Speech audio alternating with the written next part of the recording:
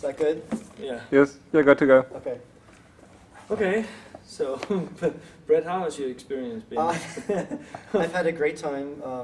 It's my first time in Denmark, and I found the orchestra to be so friendly, and it was great watching you work with them. You know, it's a, you say that it's a youth orchestra technically, but to me it has the skill of a young professional orchestra. And so what I really loved was how you were able to blend the two hats, being a teacher and also being a conductor. Well, thank you. I think they responded to that. Thank you. I mean, they responded very well to you, and you made them energize on that Harburg concerto. I think we had a very good experience doing Amanda's piece. It's been fun for us. Okay. And I must say, I heard from all the musicians what a beautiful viola sound you have. Oh. And we are, I mean, we are very very happy that you took time to come to Denmark and play with us. And I hope we get to do something else someday. But how is it to do a new piece like Harburg piece with a youth orchestra compared to, for instance, a professional orchestra or? Well, I mean, every orchestra is different. With the Harburg Concerto, I've played it now with many orchestras. I think already 5 orchestras on 3 different continents already. And so there are some things that are unique. Usually when I premiere a concerto, I'll do it with 1 orchestra, maybe 2, and then it takes a few years for the steam to kind of collect. And with her piece, there's something so attractive in the writing. It's rhythmic, it's jazzy, it's very harmonic, you know, it's very tonal, and just fun. Yeah. And I think audiences love to hear it. I think musicians love to play it. And so because it has all those great qualities, it's perfect for young orchestras. They just get into it. You know, in fact, the American premiere was in Los Angeles with a youth orchestra. Oh yeah. Okay. And they had a ball doing it. So it's a lot of fun to play the piece. Well, I think we did too. It was a very good suggestion. Yeah. You came with the suggestion of doing the piece with us, and I thank you for that. Oh, it's a good experience. My pleasure. And music, you know, music has such a unifying quality. And we were talking about this earlier today, when the newspapers are filled with so many tragedies and awful things, whether it's the weather or a shooting or the economy or politics. Yeah. It's just so nice for an audience to forget about that for a couple hours and just enjoy great music being played by great musicians. So. And also music that's not necessarily dark in color, but has a lightness to it. And yes. Yeah, and you go away and you sing a little theme like dee da dee da da da. Absolutely. I mean, you almost can't help it. It's my son's favorite melody. Yeah. Well, I mean, it's kind of stuck in my head now, so I will probably hear that the next few mornings I wake up. I don't know if you know, but originally it was written for viola and piano, and it was called Eagle's Flight. Eagle's Flight. I just imagined, you know, these eagles soaring in the. Yeah, I can see that. And then the second movement was called Swan. Oh. I can definitely imagine a swan gliding along. Yeah, absolutely.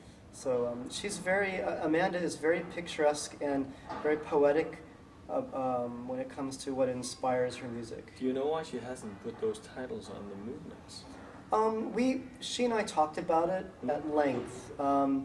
We weren't sure whether we should go that direction and instead just let the music speak for itself. I think that was what she decided ultimately. In the sonata version, the movements all have names. Yeah. And some of the movements actually come from poems, and we'll read the poem beforehand. Oh, okay. So. Interesting. Yeah. Interesting. We did this. I did this concerto with the Grand Rapids Symphony earlier in the season, and as an encore, Amanda came to Michigan with me, and after one of the performances, she got up on stage and we played another piece of hers called Memory, which was based on a Margaret Atwood poem.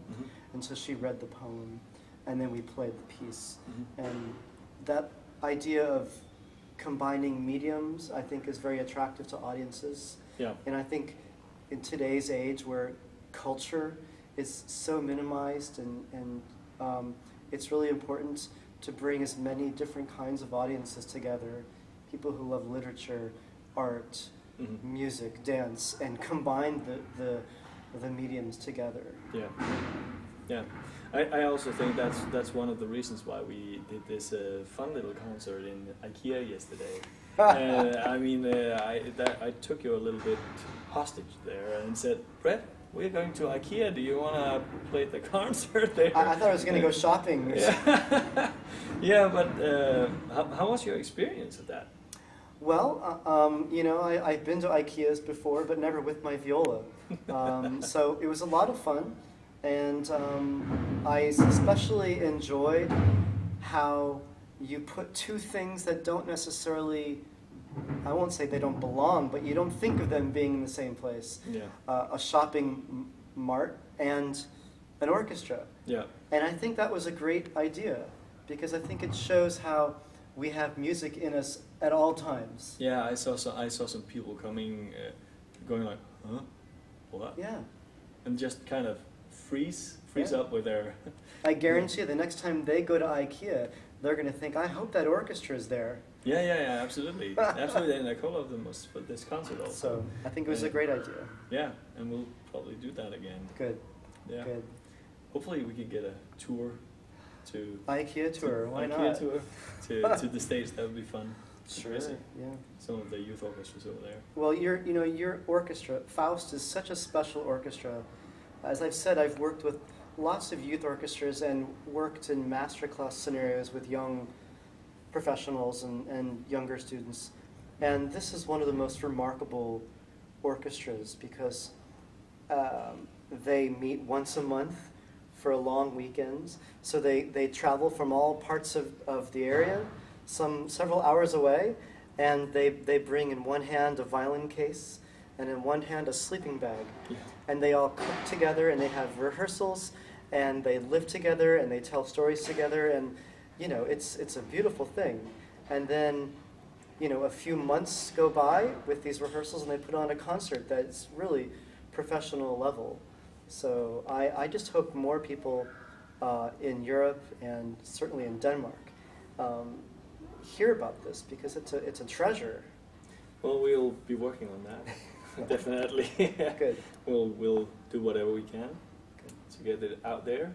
Good. And to get people in there and to be in mysterious places. Absolutely. Because that is definitely helpful Good. to get other people to hear classical music. Absolutely. And not just think that it's something that they don't want. Yeah. I mean, I'm a firm believer that anything that's worth doing, you have to spend the extra effort to find creative ways to get it out there. Yeah. You know, a person who sells a car doesn't just say, I'm going to make a car and people should know that it's good. No, you have to go out there and tell them about the car. Yeah. And the same with classical music, you know. It's so important to who we are in music that it's almost like our responsibility to not only work at our craft, but also be the best salesperson we can be. Yeah. To bring the people in, because they don't know what they need. They don't know what they're missing. No. And they're always thankful when we show them.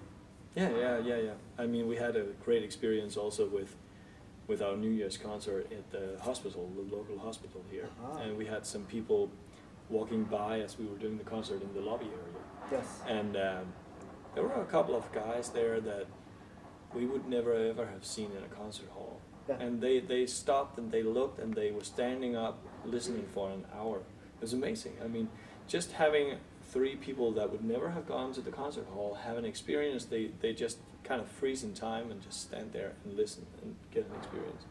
Maybe they go to a concert hall now. Well, I mean, this is what we need to do to get an audience. I think so. Yeah. And education is so key, as we were talking about earlier in the weekend. you know, what you're doing is so crucial for these young professionals' lives, whether they go into music or not. It's a discipline that'll help carry them to whatever career they choose. Yeah, it is. And this orchestra, I think, has an immense ability to kind of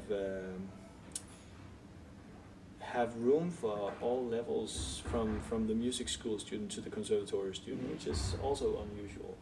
And it has a big brother effect. Like the strong player is always helping the weaker players out and trying to lift them to their level, instead of being angry with them. They just go, try to do this, try to do that. No, let's play this phrase this way.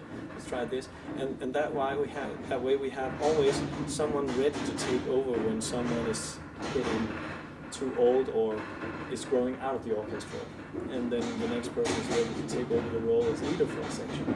And I think that's an amazing thing to witness. Yeah. And that's the future.